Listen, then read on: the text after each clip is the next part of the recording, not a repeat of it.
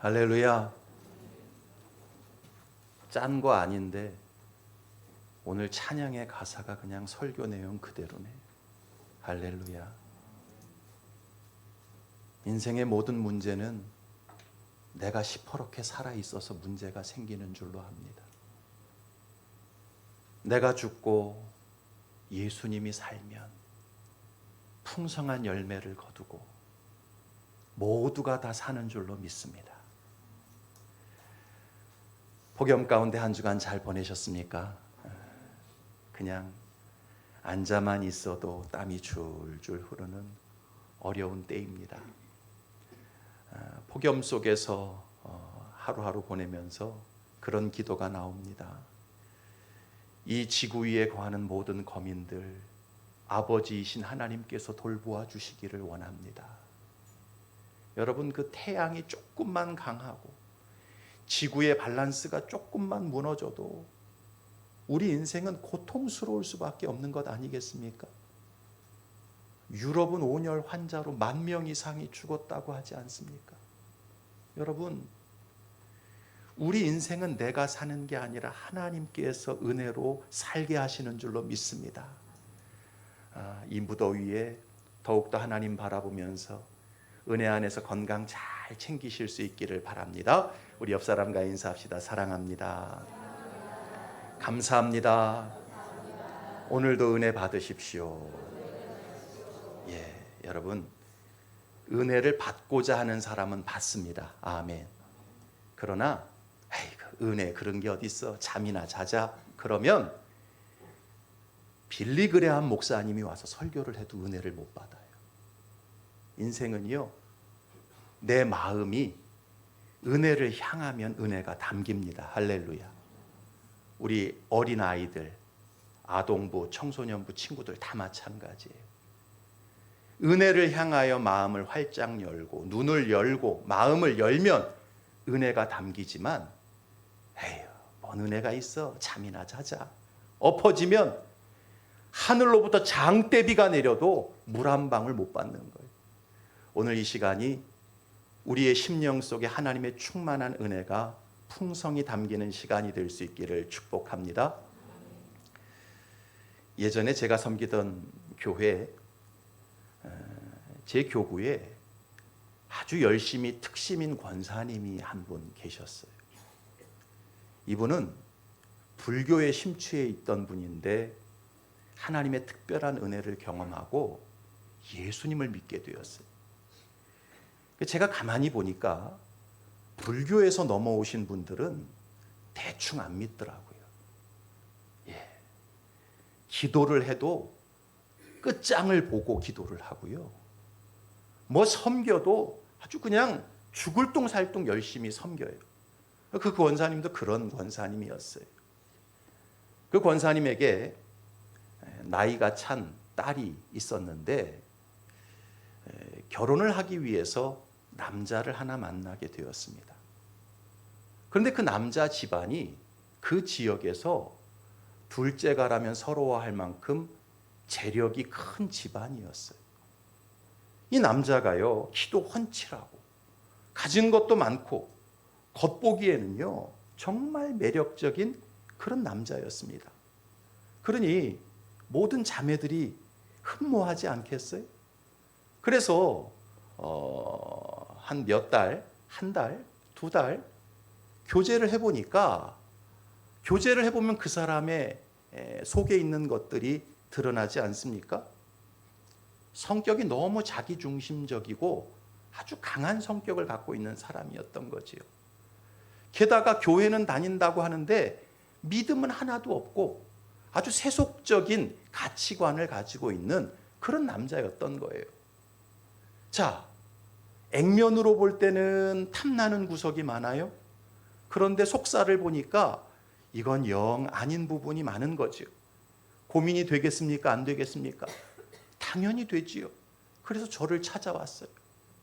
그리고는 둘이 와서 이 관계를 계속 이어가야 할지 말아야 할지 상담을 하는 거예요. 그래서 제가 그랬습니다. 권사님, 딸 함부로 결혼시키면 안 됩니다. 돈이야 있다가도 없고 없다가도 있는 거예요. 딸이 행복한 결혼 생활 하려면 첫째는 믿음 봐야 되고 둘째는 성격 봐야 합니다. 연애 기간인데 이렇게 마음에 갈등이 생기면 이건 쉽게 결정하면 안 됩니다. 오랜 기간 더 살펴보고 정말 이 사람이다 싶을 때 그때 결혼을 해도 늦지 않습니다. 그렇게 권면을 했어요. 그런 목사의 권면을 그쪽 남자 집안이 알아챘는지 어쨌는지 모르겠어요. 그 남자 집안에서는요, 권사님 딸이 너무 마음에 들었던 거예요. 그래가지고 결혼만 하면 40평짜리 아파트를 부부 공동 명의로 해주겠다. 이제 이렇게 나오는 거죠. 그러니까요, 그 재력에 그만 홀딱 넘어가서 3개월 만에, 교제를 시작한 지 3개월 만에 결혼을 하게 되었습니다. 자, 그런데 막상 결혼을 해서 살아보니까 교제할 때 봤던 것보다 더 심한 거예요. 너무나 자기중심적이고 이게 관계를 누군가와 지속하기 쉽지 않은 성격이었던 것입니다. 돈에 대한 집착이 얼마나 강한지 모르고요. 돈을 써도요, 자기를 위해서만 쓰는 그런 남자였던 거예요. 지나가다가 외제차 매장에 자기 마음에 드는 외제차가 있으면요, 그냥 바로 그 당일날 가서 계약을 해버립니다. 옷장에는요, 자기를 위한 명품 옷들이 수백만 원 하는 옷들이 즐비하게 걸려 있는 거예요. 결혼한 첫 해에 겨울에 그 남자가요, 자기 명품 패딩, 명품 코트를 7벌을 사더랍니다. 그런데 부인 거는 하나도 안 사주더래요. 그래서 아무리 당신 돈이라도 그렇지 어떻게 당신 것만 7벌을 사고 내 거는 한 벌도 안 사주냐 그랬더니 어디 명품 떨이 하는 데 가서 재고 한 벌 사주더랍니다. 결혼하자마자 애가 들어섰어요. 딸아이를 낳습니다. 여러분, 갓난 아기는 뭘 채워야 돼요? 뭘 채워야 돼요? 기저귀를 채워야죠. 그래서 이 권사님 딸이 마트에 가서 기저귀를 사다가 애를 채웠더니 왜 이렇게 비싼 기저귀를 사갖고 왔느냐고 그렇게 화를 내더래요. 자기를 위해서는 외제차도 턱턱 사는 사람이 자기 딸내미한테 쓰는 것도 아까운 거예요. 그래가지고 자기가 직접 마트에 가서 제일 싼 기저귀를 사갖고 오더랍니다. 애가 좀 커갈 때 애 교육을 위해서 70만 원짜리 도서 전집을 샀답니다. 그거 샀다고 난리가 난 거예요. 대판소판 몇 날 며칠을 그것 때문에 부부가 전쟁을 한 겁니다. 그리고요, 결혼하고 나서 명절이 돌아왔는데 그 남자 친가 쪽에다가 선물을 하는데 TV 2대를 해주더랍니다. 800만 원짜리 한 대, 300만 원짜리 한 대. 800만 원짜리는 거실에다가 걸라고 주문을 하고 300만 원짜리는 안방에 걸라고 자기 부모님을 위해 그렇게 선물을 해주더랍니다. 그런데 처가 쪽에는 달랑 한라봉 한 박스 보내더랍니다. 여러분, 그 권사님 딸이 행복하자고 결혼했을까요? 불행하자고 결혼했을까요? 응? 당연히 행복하자고 결혼을 했지요. 그런데 결혼한 그 순간부터 행복 끝 불행 시작이 되었어요. 하루하루 너무나 고통스러운 인생이 되고 말았습니다. 여러분, 이 모든 불행과 고통의 근본적인 원인이 어디에서부터 시작된 것일까요? 바로 기준이 잘못되었기 때문에 이 불행이 시작된 거예요.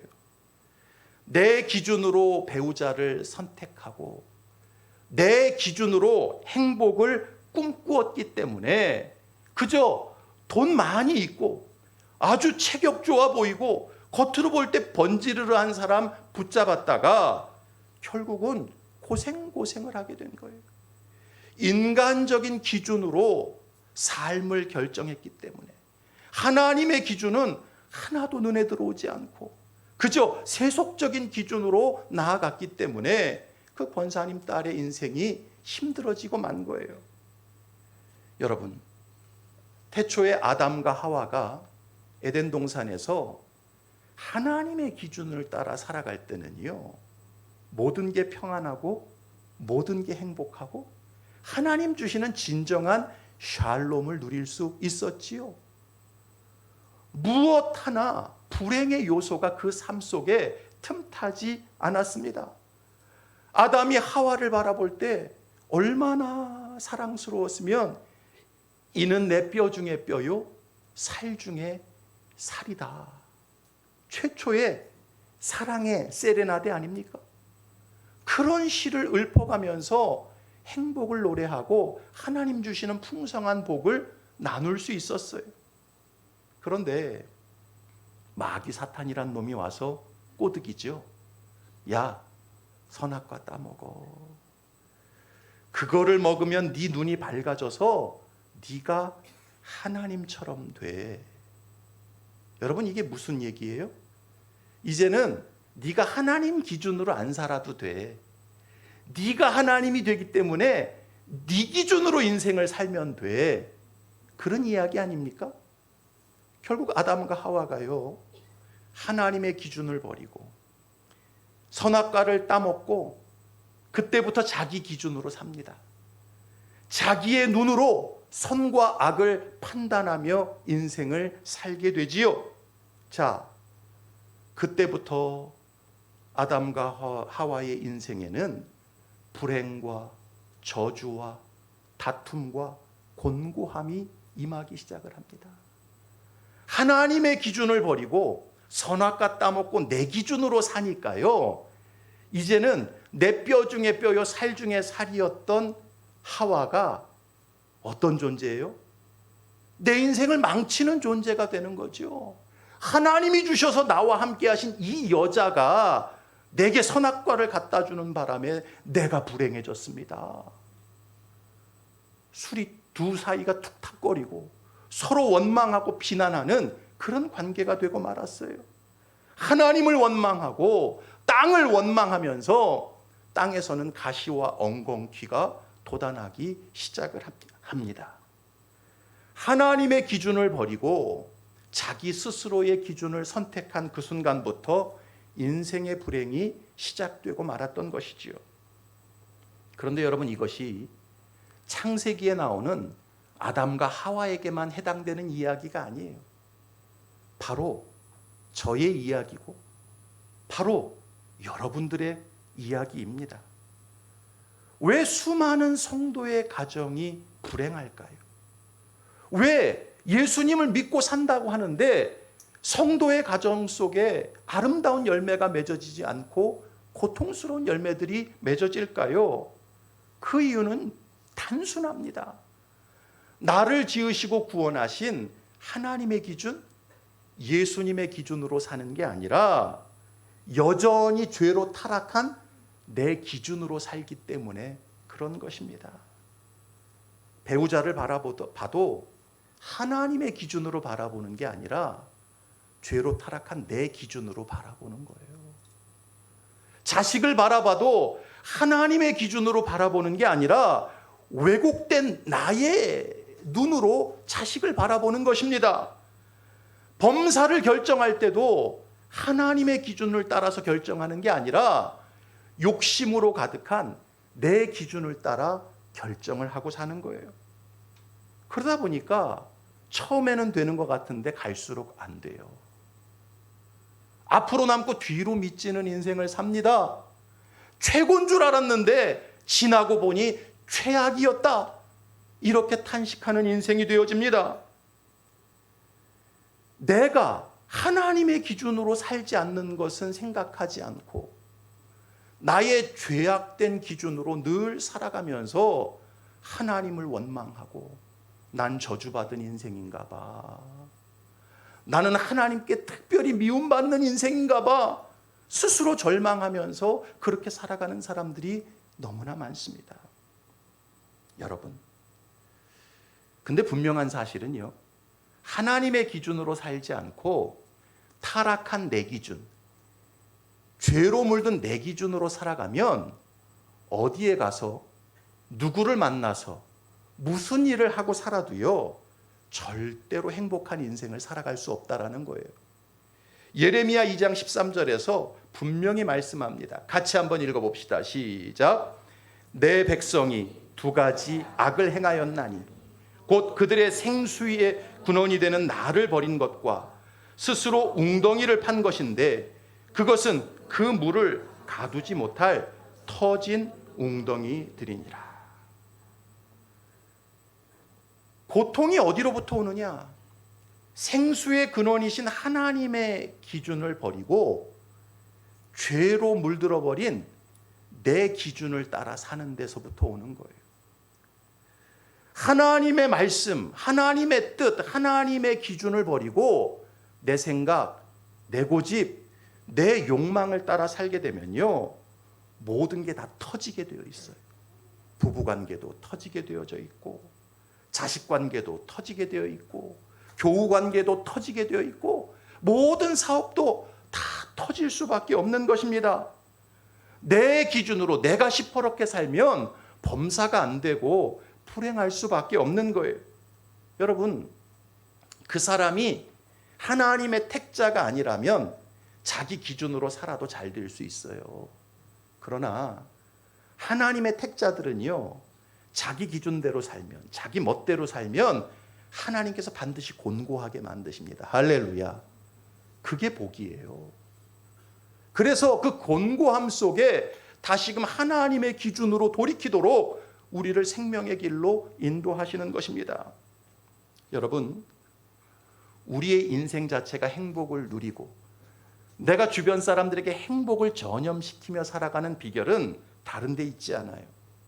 어떤 상황, 어떤 형편에 처해 있든지 내 기준을 죽이고 하나님의 기준을 살리는 것입니다. 할렐루야. 따라합시다. 내 기준을 죽이고 하나님의 기준을 살려야 한다.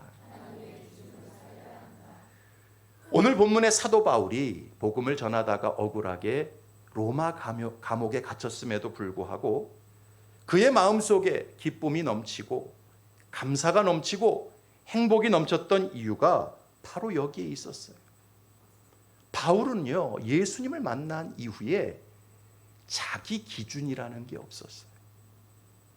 바울은 어떤 상황에 있든지 예수님의 기준을 붙잡고 살았던 사람이었습니다.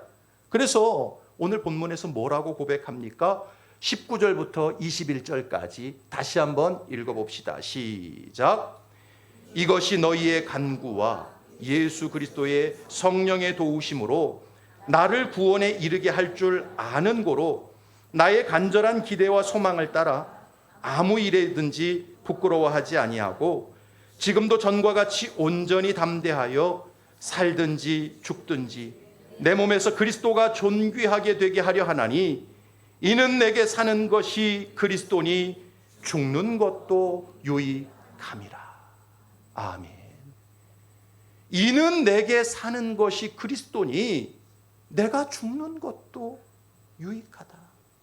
여러분, 이 19절부터 21절의 말씀을 좀 더 쉽게 번역하면 이렇게 번역할 수 있어요. 나는 여러분의 기도와 성령의 도우심으로 반드시 구원을 받게 될 것을 압니다. 다만 내가 여기 감옥에서 품는 간절한 기대와 소망이 있다면 어떤 상황을 만나도 부끄러워하지 않고 온전히 담대하여 나를 통해 예수 그리스도께서 영광을 받으시는 것입니다.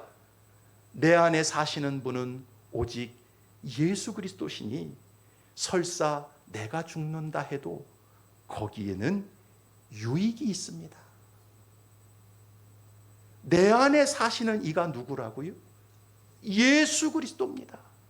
예수 그리스도 안에서 내가 죽는다고 한다면 설사 죽음이라도 거기에는 유익이 있고 내가 기뻐하고 감사할 이유가 있습니다. 그렇게 고백을 했던 거예요. 바울 안에는요, 자기 기준, 자기 입장, 자기 영광 이런 게 없었어요. 바울 안에는 오직 예수 그리스도의 기준, 예수님의 입장, 예수님의 영광, 이것만이 시퍼렇게 살아 있었던 것입니다. 삶의 초점이 자기 자신에게 맞춰져 있지 않고 온전히 나를 위해 죽으시고 부활하신 예수 그리스도에게 맞추어져 있었어요. 그래서 비록 내가 죽음에 떨어지는 상황에 처한다 할지라도 그 죽음이 예수님의 뜻대로 죽는 죽음이라고 한다면, 예수님의 기준대로 죽는 죽음이라고 한다면 거기에도 유익이 있고 거기에도 기쁨이 있고 감사가 있다라고 고백했던 거예요. 그래서 사도 바울은 어떤 상황 속에서도 행복을 빼앗기지 않고 도리어 주변에 있는 사람들에게 행복을 전염시키는 인생을 살 수 있었던 것입니다. 사랑하는 성도 여러분, 이 세상은 누가 뭐라 그래도 하나님이 창조하셨습니다. 할렐루야. 누가 뭐라고 해도 하나님의 섭리대로 흘러가고 있습니다. 따라서 가장 잘 사는 인생, 가장 풍성한 열매를 맺는 비결이 뭔지 아세요? 하나님 뜻대로 사는 것입니다. 할렐루야. 세상을 창조하지도 않은 내 기준, 세상을 돌릴 수도 없는 연약한 내 기준 가지고 인생을 살면 처음에는 뭐가 되는 것 같은데 갈수록 안 돼요. 처음에는 뭐를 얻는 것 같은데 갈수록 메말라 간다니까요. 가장 잘 사는 비결은요, 하나님 뜻대로 사는 거예요. 할렐루야. 하나님 말씀을 앞세우고 내 순간의 기준, 내 순간의 감정, 내 순간의 욕망을 십자가에 못 박는 거예요. 그렇게 살면 결국 나도 행복해지고 나를 통해 주변 사람도 행복해지는 것입니다. 여러분, 성경 다음으로 기독교인들이 많이 읽은 책이 뭔지 아세요? 존 버년의 철로역정이라고 합니다. 그러면 철로역정 다음으로 많은 사람들이 읽은 기독교 소설이 뭔지 아세요? 바로 찰스 쉘던 목사가 쓴 예수님이라면 어떻게 하실까라는 책입니다. 난 기독교인인데 한 번도 읽어본 적이 없는데 싶은 분들은 한번 읽어보십시오. 예수님이라면 어떻게 하실까? 자, 그 소설의 줄거리는 대충 그렇습니다. 소설의 주인공인 맥스웰 목사라는 분이 나옵니다. 이 사람은 레이몬드 제1교회를 담임하는 목사님이었어요.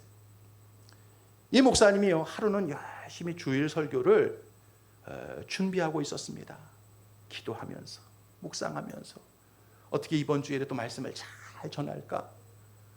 설교 준비에 한창인데 그 사무실에 갑자기 낯선 실직자가 목사님께 상담할 일이 있다고 찾아옵니다.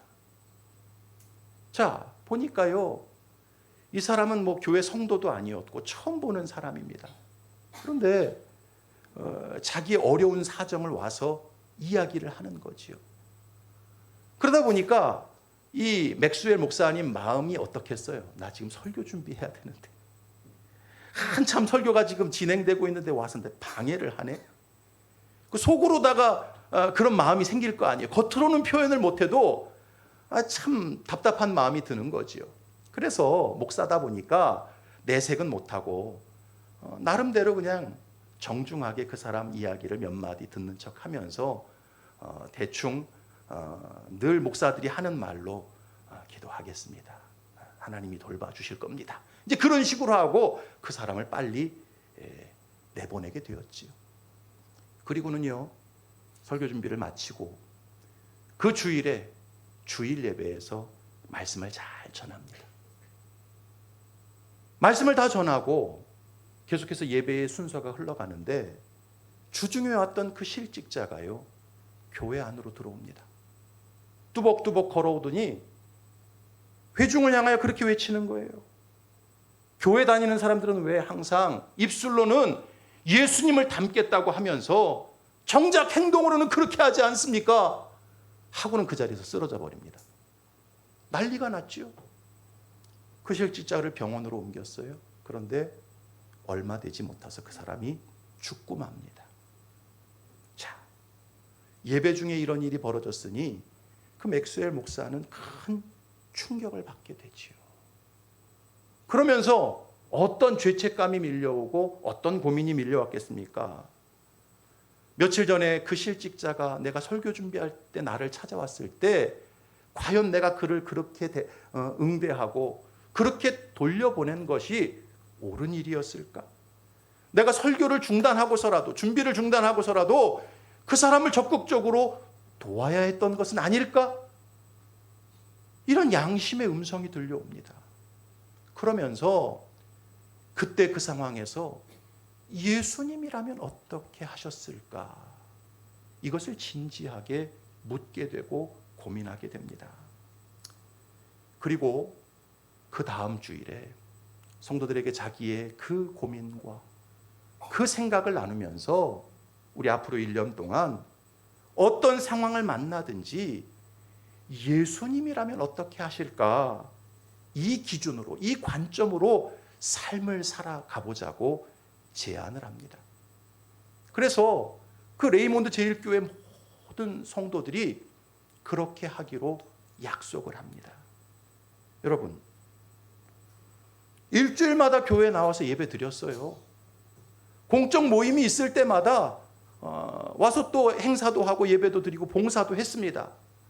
그런데 내 삶의 자리에서 예수님이라면 어떻게 하실까?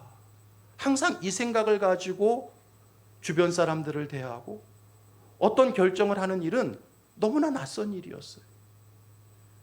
그렇게 교회에서 약속을 하고 모든 순간 예수님이라면 어떻게 하실까? 이 기준으로 살다 보니까요, 그동안 없었던 고민이 밀려옵니다. 갈등이 생깁니다. 어려움이 생기는 거예요.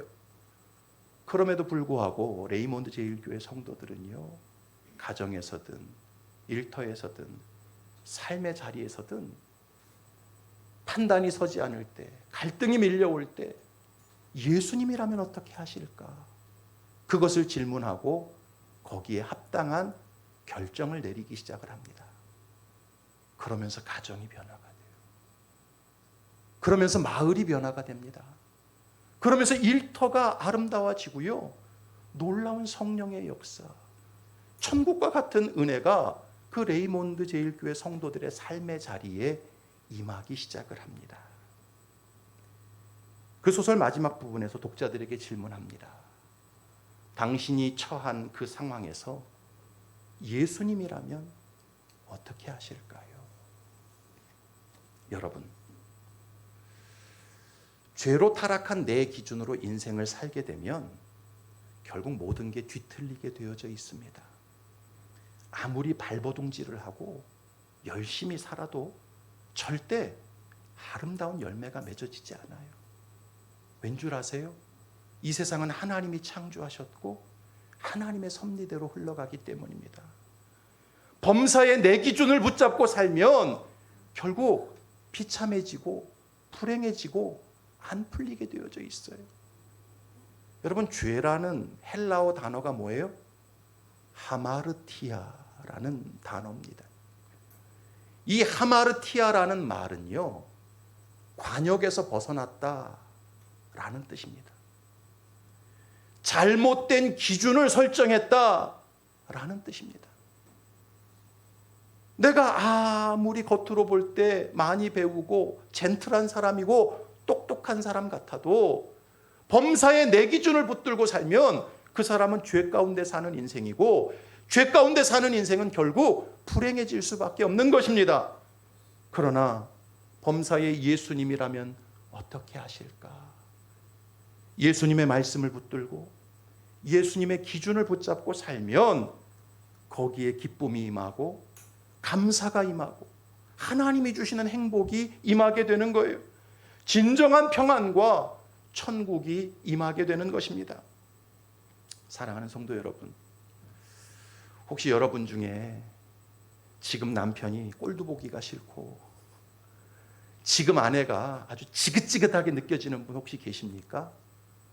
그렇다면 그 남편과 그 아내를 위해 하늘 보좌를 버리시고 인간의 몸을 입고 오신 예수님도 내가 보는 것처럼 그렇게 바라보실까요? 예수님은 어떻게 바라보실까요? 그걸 한번 생각해 보십시오. 내 주변에 어떤 성도가 너무 답답하게 느껴지고 내 인생에 걸림돌처럼 느껴지는 분이 계십니까? 그렇다면 그 성도를 위해서 살찌 끼시고 피 흘리신 예수님도 내가 바라보는 그 기준으로 그 성도를 바라볼지 한번 생각해 보십시오. 예수님은 어떻게 바라보실 것 같습니까? 지금 내 인생이 사방이 막혀 있고 막막하고 다 무너진 것처럼 느껴지시는 분 계십니까? 그렇다면 나를 구원하시기 위해 자기 독생자까지 내어주신 하나님도 지금 내 형편과 상황을 그렇게 바라보실 것 같습니까? 예수님이라면 내 형편과 처지를 어떻게 바라보실까? 그것을 생각해 보시기 바랍니다. 하나님은 지금도 우리에게 말씀하십니다. 로마서 5장 8절 같이 읽습니다. 시작. 우리가 아직 죄인 되었을 때 그리스도께서 우리를 위하여 죽으심으로 하나님께서 우리에 대한 자기의 사랑을 확증하셨느니라. 이사야 49장 15절 같이 읽습니다. 여인이 어찌 그 젖먹는 자식을 잊겠으며 자기 태에서 난 아들을 긍휼히 여기지 않겠느냐. 그들은 혹시 잊을지라도 나는 너를 잊지 아니할 것이라. 할렐루야. 피 쏟아 자기 아이를 낳은 여인이 자기 아이를 잊을진 몰라도 나는 너를 잊지 않는다. 너를 내 손바닥에 새기고 있다. 주님 말씀하십니다. 베드로전서 2장 9절 말씀 같이 읽습니다. 시작. 너희는 택하신 족속이요 왕같은 제사장들이요 거룩한 나라요 그의 소유가 된 백성이니 이는 너희를 어두운 데서 불러내어 그의 기이한 빛에 들어가시게 하신 이의 아름다운 덕을 선포하게 하려 하심이라. 아멘. 하나님의 기준으로 바라볼 때 모든 사람 안에 하나님의 긍휼과 사랑이 있습니다. 할렐루야. 하나님의 기준으로 바라볼 때 우리가 당하는 모든 형편 속에 하나님의 선한 섭리와 계획이 들어 있습니다. 그러므로 자꾸 타락한 내 기준으로 사람을 바라보지 말고 무지몽매한 내 기준으로 지금의 형편을 판단하지 마십시오. 도리어 하나님의 기준으로, 예수님의 기준으로 주변 사람들을 바라보고 현재 내가 마주한 상황들을 바라보시기 바랍니다. 그러면 최선의 길이 열리고 최고의 열매가 맺어지게 되는 거예요. 원망은 감사로 변화되고 슬픔은 기쁨으로 바뀌고 불행은 행복으로 변화되는 것입니다. 바라기는 저와 여러분들이 내 기준으로 살지 말고 예수님의 기준으로 사실 수 있기를 바랍니다. 예수님이라면 어떻게 바라보실까? 예수님이라면 어떻게 말씀하실까? 예수님이라면 어떻게 결정하실까? 내 기준은 죽고 예수님의 기준으로 살아갈 때 나도 행복하고 주변 사람도 행복하게 만드는 진정 행복을 전염시키는 인생이 되어질 줄로 믿습니다. 이런 복된 인생 살아가는 저와 여러분들이 될 수 있기를 주님의 이름으로 축복합니다.